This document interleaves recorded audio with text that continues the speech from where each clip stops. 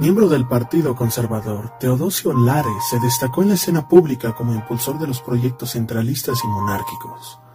Su actuación política tuvo dos momentos importantes. El primero durante la última presidencia de Santana. Siendo ministro de Justicia, elaboró la ley restrictiva de las libertades de imprenta que lleva su nombre. Debido a ella cerraron importantes diarios, como el Monitor Republicano y el Telégrafo, que estableció una serie de requisitos para los impresos. Deberían de ser registrados con su nombre y domicilio ante la primera autoridad política del lugar en el que radicaran. Se debía de colocar un letrero en el lugar donde se estuviera ubicado el establecimiento del impresor, con su nombre y el de su propietario. Los impresos deberían de incluir el nombre verdadero del impresor y su domicilio, lugar y año de impresión. Cualquier tipo de texto deberá de pasar primero por una censura. A los expendedores, tanto los fijos como los ambulantes, se les exigía licencia escrita para vender los impresos, y solo podrían hacerlo quienes satisfacieran los requisitos de registro. Una novedad de esta ley: se precisaba constituir un depósito en efectivo, para que en caso de incurrir en infracciones a la ley, se pudiera ir pagando las multas correspondientes con dicho depósito. El segundo momento tuvo lugar en los años de la intervención francesa, en México. Fue presidente del Consejo de Ministros de Maximiliano y responsable en gran medida de que el emperador austriaco no se decidiera por la abdicación cuando ya todo estaba perdido para él.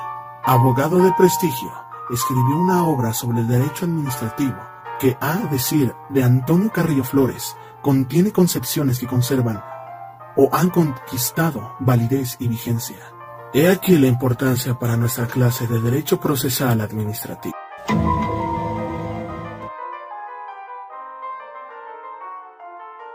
A Teodosio Lares le tocó actuar en la vida política mexicana en una etapa de nuestra historia en que se buscaba el camino para construir el Estado, para unificar a la población y para darle al país una estructura política que permitiera fincar su consolidación como nación independiente. Como miembro del prestigioso Ateneo Mexicano, Lares dictó en 1851 sus 14 lecciones o conferencias que fueron recogidas en su obra Lecciones de Derecho Administrativo, el libro que contiene, en forma de conferencias, las tesis más importantes que desarrollará Lares en torno a las bases que debían de regir las disposiciones de lo contencioso administrativo, y reeditadas por la UNAM en 1978, con el prólogo de don Antonio Carrillo Flores, quien expresó: las lecciones de Lares, que casi podrían considerarse como una amplia exposición de motivos de su ley de 1853, fueron un esfuerzo en solitario en la doctrina jurídica mexicana de mediados del siglo XIX para orientar el desarrollo de nuestro derecho administrativo por el cauce todavía en formación de las construcciones de la literatura francesa de su tiempo y particularmente de las obras de Chabot, Adolphe y Laferrière. En la primera lección, Lares dirá: el derecho administrativo, considerado como ciencia, es de origen moderno.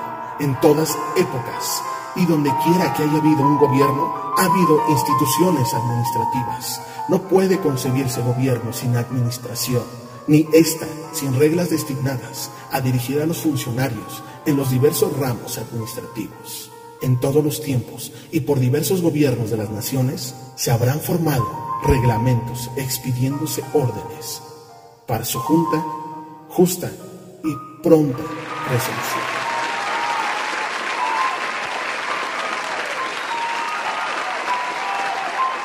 Cuando Lares escribió su libro, estaban vigentes la Constitución de 1824 y el Acta de Reformas de 1847. La Constitución de 1857 modificó las atribuciones del Poder Judicial de la Federación, con lo cual perdieron vigentes las tesis de Lares, quedando en la sombra durante 3/4 de siglos. Sin embargo, la situación varió en los cambios profundos que en nuestra vida jurídica y política ocurrieron a partir de la vigencia de 1917. Otra tesis de Teodosio Lares es la que elaboró la ley para el arreglo de lo contencioso administrativo. En ella, de manera enfática, establece que el derecho administrativo y los conflictos entre administración pública y los particulares serán resueltos por un consejo administrativo dependiente del Poder Ejecutivo. Sin embargo, En 1854, la Suprema Corte de Justicia de la Nación se pronuncia contra dicha ley a través de la voz de nada más y nada menos que uno de los tres pilares del amparo, Ignacio Vallarta, que señala que dicha ley rompe con el principio de la división del poder, todo que a ésta dispone de dos funciones o poderes que no pueden estar concentrados en un solo individuo. En este caso, la ley que nos ocupa se refiere a una función judicial que se ejerce en el Ejecutivo cuando este último solo corresponde a la función de aplicar la ley. La tesis fue abrogada y sobre todo en virtud de que se consideró la ley como anticonstitucional. Cabe señalar que el 17 de marzo de 1987 se reformó el artículo 116 constitucional, en cuya fracción 5 se estableció que las constituciones y leyes locales podrán instituir tribunales de lo contencioso administrativo, dotados de plena autonomía para dictar sus fallos y para dirimir las controversias que se susciten entre particulares y autoridades estatales y municipales.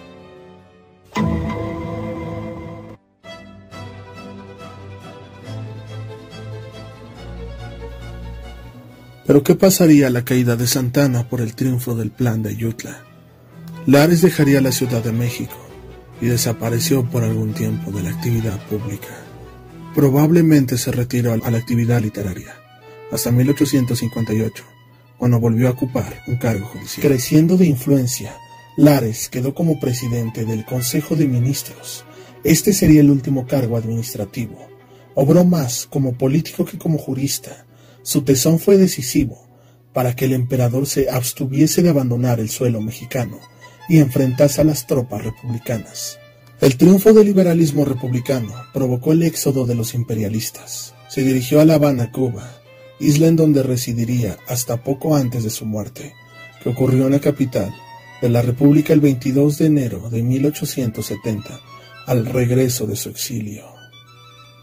Algunos de los aspectos más importantes y ordenamientos legales de la obra del jurista ha sido un proyecto apegado a la modernidad, el cual tuvo como ejes las siguientes lecciones: la codificación del derecho y la publicidad de las disposiciones jurídicas más relevantes, el establecimiento de un Consejo del Estado y la justicia contenciosa administrativa a la manera francesa, una detallada normatividad en materia de responsabilidades de los funcionarios públicos, especialmente los jueces, una adecuada reorganización del sistema de administración de justicia, la protección de la propiedad privada y persecución a filibusteros y otros géneros de quebrantadores del orden público.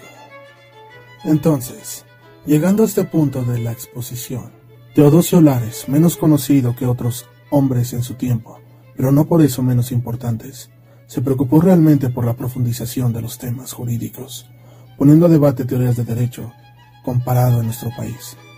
Su política fue incansable y se tradujo importantes logros en la administración pública, en la legislatura y en la judicatura, a las que sirvió con erudición y espíritu patriótico.